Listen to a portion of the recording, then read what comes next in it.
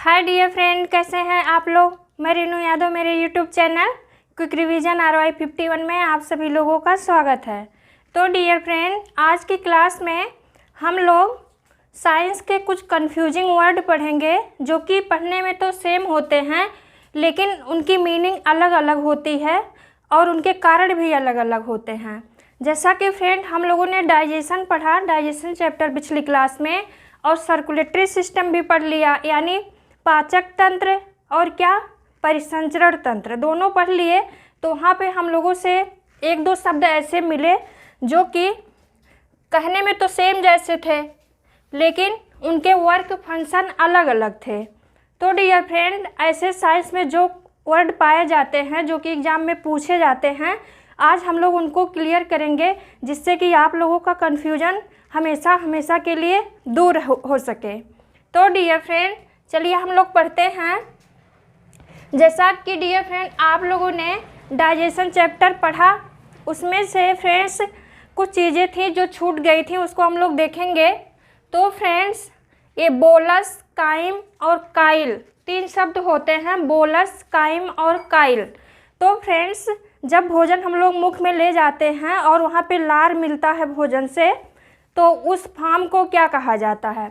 भोजन का लार से मिलना क्या कहा जाता है। जब तक भोजन बक्कल कैविटी यानी माउथ कैविटी में होता है, उस भोजन को हम लोग क्या बोलते हैं, बोलस। डियर फ्रेंड, यहाँ से आप लोग ऐसे याद कर सकते हैं जैसे कि माउथ को हम लोग बोलते हैं कि बक्कल कैविटी, माउथ को क्या बोलते हैं, बक्कल कैविटी। तो वहाँ बक्कल कैविटी से आप लोग समझिएगा क्या होगा, बोलस। बक्कल से बोलस समझ लीजिएगा याद करने के लिए।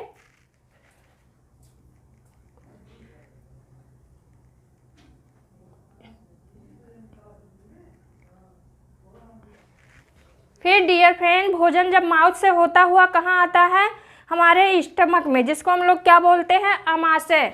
तो फ्रेंड्स, जैसा कि आप लोग जानते हैं, अमाशय में भी क्या होता है, भोजन का पाचन होता है। तो वहाँ पर जो पचित भोजन होता है यानी जिस रूप में पाया जाता है, उसको हम लोग क्या बोलते हैं, काइम। काइम। माउथ में भोजन को बोलस बोलते हैं और स्टमक में, अमाशय में भोजन को क्या बोलते हैं, काइम। अब डियर फ्रेंड, वहाँ से भोजन जब कहाँ आ जाता है, हमारी इंटेस्टाइन यानी आंत में आ जाता है पाचन होने के लिए। तो जैसा कि फ्रेंड्स आप जानते हैं कि स्मॉल इंटेस्टाइन जो छोटी आंत होती है, वहाँ पर मैक्सिमम डाइजेशन हो चुका होता है, यानी डाइजेशन होने के लिए कुछ भी बचा नहीं होता है, सब कुछ क्या होता है, भोजन पच चुका होता है। तो फ्रेंड्स, और लार्ज इंटेस्टाइन जो होती है वो क्या करती है, केवल वाटर का एब्जॉर्प्शन करती है पचित भोजन से। तो डियर फ्रेंड्स, जो छोटी आंत होती है यानी आंत में भोजन को क्या बोला जाता है, काइल बोला जाता है। क्या बोला जाता है, इंटेस्टाइन में पचित भोजन को क्या बोला जाता है, काइल। डियर फ्रेंड, इसको आप लोग ऐसे याद कर सकते हैं, बोलस से आप लोग बक्कल कैविटी, बक्कल कैविटी से बोलस याद कर लिए, और इंटेस्टाइन में जब भोजन आया तो हम लोग वो स्टमक में जब भोजन आया तो हम लोग क्या याद कर लिए, काइम याद कर लिए।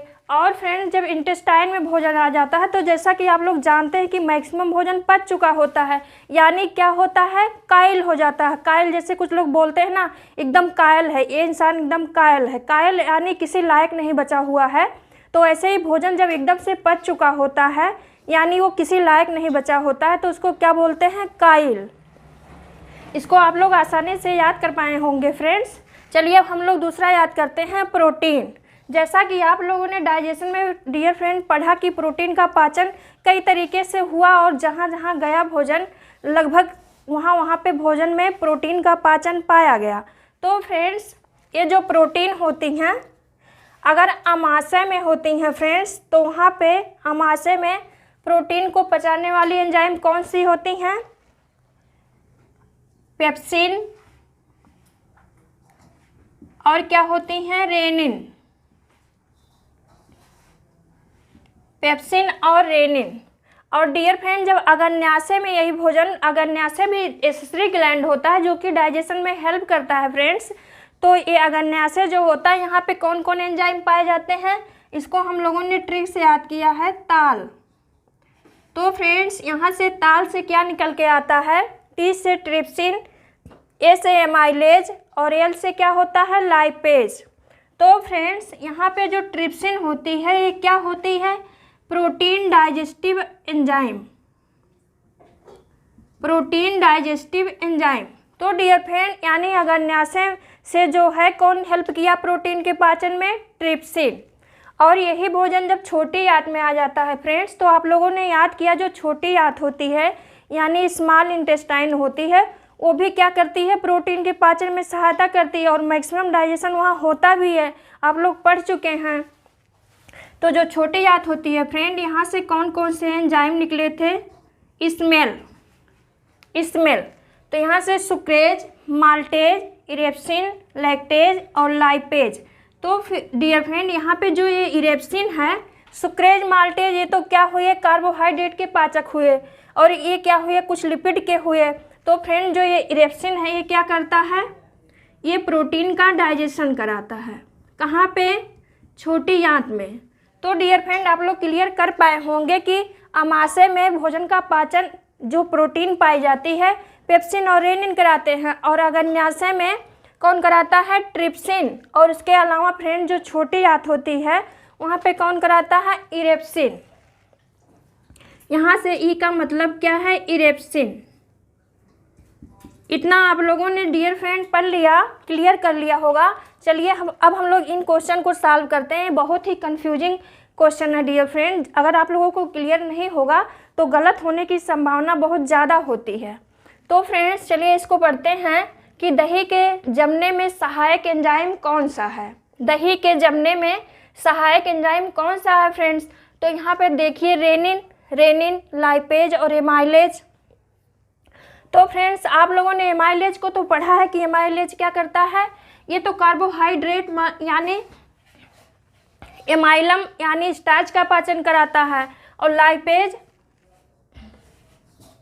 क्या करेगा, लिपिड का पाचन कराएगा। तो ये तो ऐसे ही कट गए।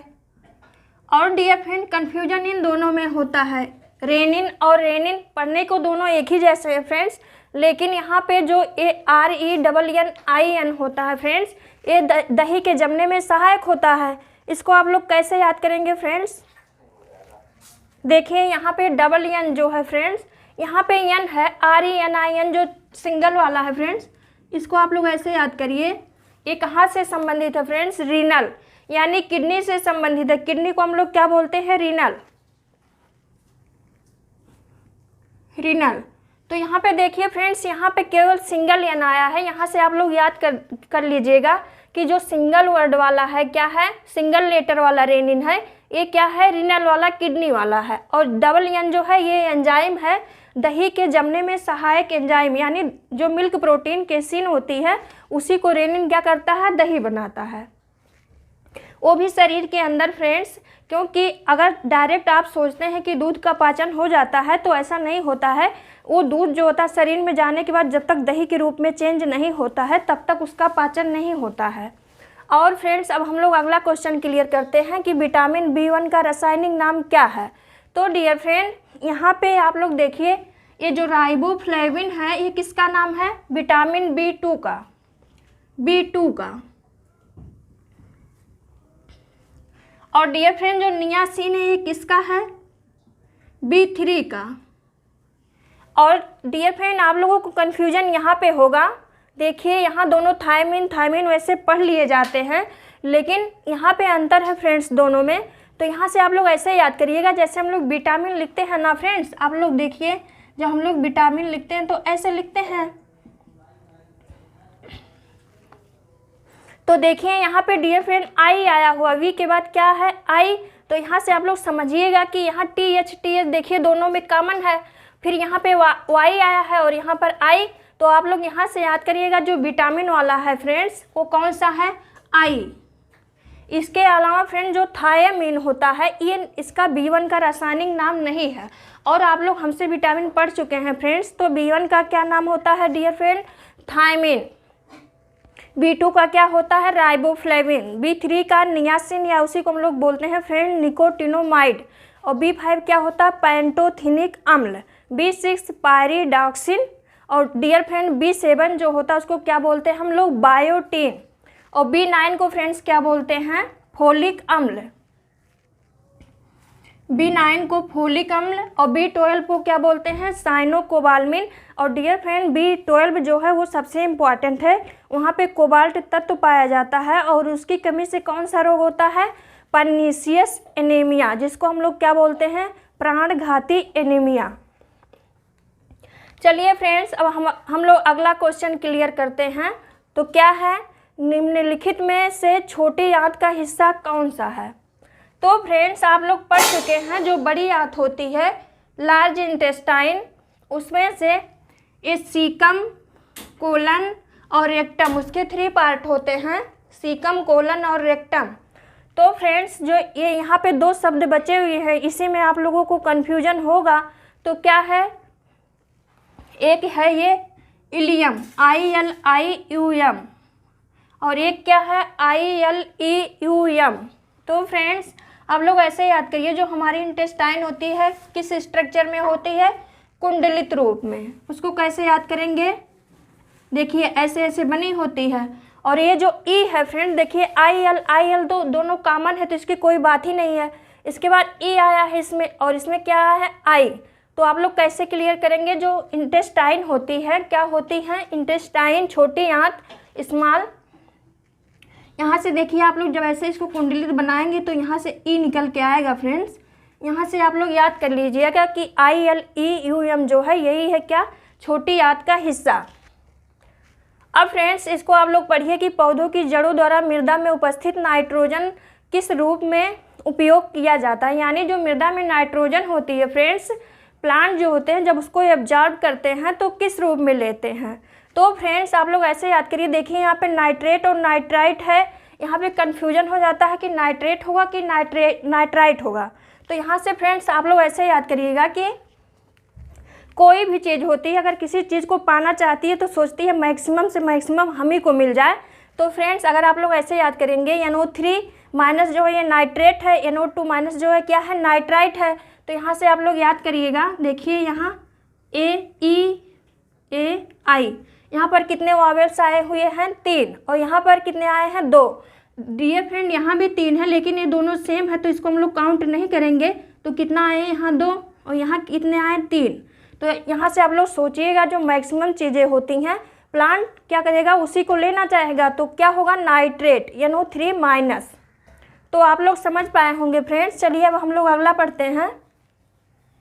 तो हाइपोकैल्सीमिया के कारण क्या होता है। फ्रेंड्स एक क्वेश्चन आता है कि हाइपोकैल्सीमिया के कारण क्या होता है।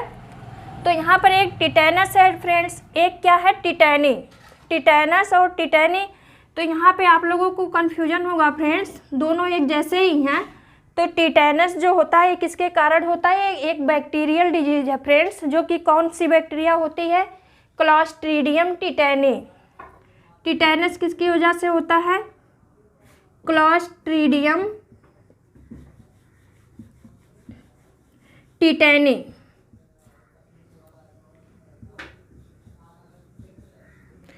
और फ्रेंड्स ये जो टिटेनी है ये क्या है, ये कैल्शियम की वजह से होता है, हाइपोकैल्शियम। यहाँ पे आप लोगों को कंफ्यूजन नहीं होना फ्रेंड कि टिटेनस जो होता है किसके कारण होता है, बैक्टीरियल डिजीज है, जो कि क्लॉस्ट्रीडियम टिटेनी की वजह से होता है।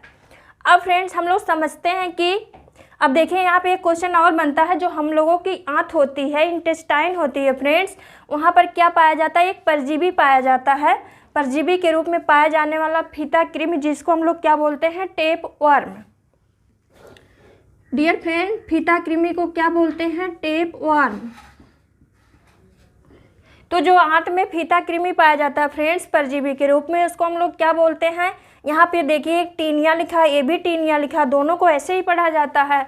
तो फ्रेंड यहाँ पे कन्फ्यूजन नहीं होगा, ये तो है ही नहीं, यहाँ पे दोनों में कन्फ्यूजन होता है। तो इसको आप लोग कैसे याद करेंगे, एक तो TINE है, एक TAENI है। तो फ्रेंड्स यहाँ पे जो होता है ये क्या है, टीनिया, TAENIA, ये जो स्पेलिंग लिखी हुई है ये क्या है, आंत में पाया जाने वाला टेपवर्म है, परजीवी है। और ये जो फ्रेंड्स टीनिया है ये क्या है, एक फंगल इन्फेक्शन है, जो कि किसकी वजह से होता है, रिंगवर्म की। रिंगवर्म, फंगल इन्फेक्शन है फ्रेंड जो कि रिंगवर्म की वजह से होता है। और फ्रेंड्स यहाँ से एक क्वेश्चन और भी है, बोन और कार्टिलेज में क्या अंतर होता है, यानी अस्थि और उपास्थि में क्या अंतर होता है फ्रेंड्स। तो डियर फ्रेंड जो ये बोन होती है इसको हम लोग क्या बोलते हैं, hard connective tissue, hard connective tissue. तो फ्रेंड्स इसको क्या बोलेंगे, कठोर संयोजी ऊतक। और कार्टिलेज जिसको हम लोग उपास्थि बोलते हैं फ्रेंड्स, ये क्या होता है, soft connective tissue, soft connective tissue जिसको हम लोग क्या बोलेंगे, सरल संयोजी ऊतक। अब फ्रेंड्स यहाँ पे देखिए ये क्वेश्चन है इनुलिन और इंसुलिन, जो कि कहने में तो थोड़ा मिलते जुलते हैं फ्रेंड्स, लेकिन दोनों में अंतर होता है। तो आप लोग समझिए क्या अंतर है दोनों में। फ्रेंड्स इंसुलिन आप लोगों ने पढ़ चुका है, इंसुलिन क्या होता है फ्रेंड्स, एक प्रकार का क्या है, हार्मोन्स, एक प्रकार का क्या है, हार्मोन्स। तो फ्रेंड्स ये कहाँ से निकलता है, जो हमारी पैनक्रियाज होती हैं फ्रेंड्स, जिसको हम लोग क्या बोलते हैं, अग्न्याशय। तो वहाँ पे कई प्रकार के सेल पाए जाते हैं, अल्फा बीटा डेल्टा। तो जो पैनक्रियाज की बीटा सेल होती है फ्रेंड्स, वहाँ से क्या निकलता है, इंसुलिन।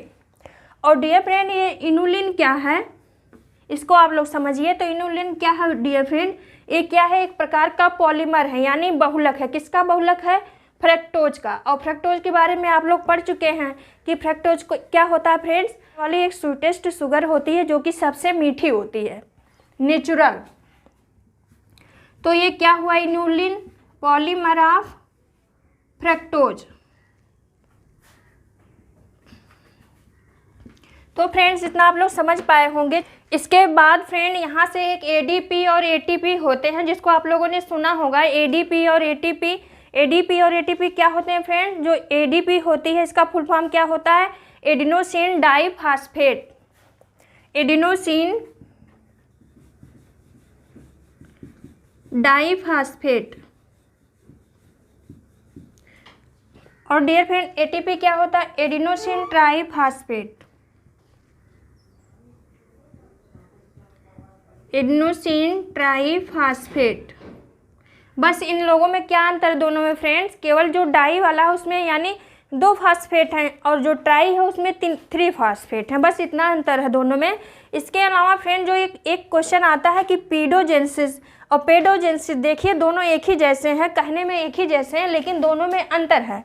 तो फ्रेंड ये जो पीडोजेनेसिस होती है क्या होती है, फॉर्मेशन ऑफ सॉयल। जैसे कि आप लोग पढ़ते हैं कि मृदा के अध्ययन को क्या क्या कहा जाता है, स्टडी ऑफ सॉयल को क्या कहा जाता है, पेडोलॉजी, पेडोलॉजी। तो ये क्या है, फॉर्मेशन ऑफ सॉयल।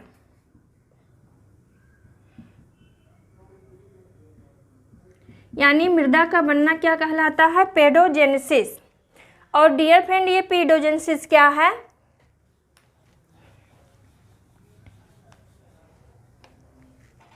क्या है, लार्वा से क्या होता है, अडल्ट का बनना, लार्वा से अडल्ट का बनना क्या कहलाता है, पेडोजेनेसिस। तो दोनों में फ्रेंड्स अंतर है, इतना आप लोग समझ लिए होंगे और अच्छे से समझ लिए होंगे फ्रेंड्स। तो ये क्या होते हैं, इसके अलावा फ्रेंड्स यहाँ पे एक क्या है, एटमॉस्फेयर। डियर फ्रेंड एक एटमॉस्फेयर होता है, एक इन्वायरमेंट होता है। अगर यहाँ पे दोनों में, वैसे हिंदी में तो कहने को दोनों वातावरण होते हैं, लेकिन फ्रेंड जो एटमॉस्फेयर होता है ये क्या होता है, एक लार्ज एरिया को बोला जा सकता है एटमॉस्फेयर। और जो इन्वायरमेंट होता है एक स्मॉल एरिया में होता है। जैसे लोग बोलते हैं ना यहाँ का इन्वायरमेंट अच्छा नहीं है, तो ये क्या बोलेंगे, एक छोटे से एरिया को बोलेंगे। अगर आप छोटे से एरिया में बोल रहे हैं तो क्या बोलेंगे, यहाँ पे इसका एटमॉस्फेयर शब्द का प्रयोग नहीं कर सकते, वो गलत माना जाएगा फ्रेंड्स। तो फ्रेंड्स इतना आप लोग अच्छे से समझ पाए होंगे। ये सब क्या है, बायोलॉजी के की पॉइंट हैं, साइंस के की पॉइंट हैं, जो कि बहुत ज़्यादा कन्फ्यूजन करते हैं फ्रेंड्स। और अगर आप लोगों को क्लियर ना हो, जिस किसी को भी क्लियर ना होगा फ्रेंड्स, तो एग्ज़ाम में ये बहुत ज़्यादा टाइम भी लेंगे। एक तो आपको लगेगा कि पढ़ा सा है, लेकिन वहाँ पे कन्फ्यूजन रहेगा, तो टाइम भी जाएगा और क्वेश्चन भी गलत हो जाएगा। तो क्या है, एग्ज़ाम में जाने से पहले ये सब क्लियर होना चाहिए फ्रेंड्स।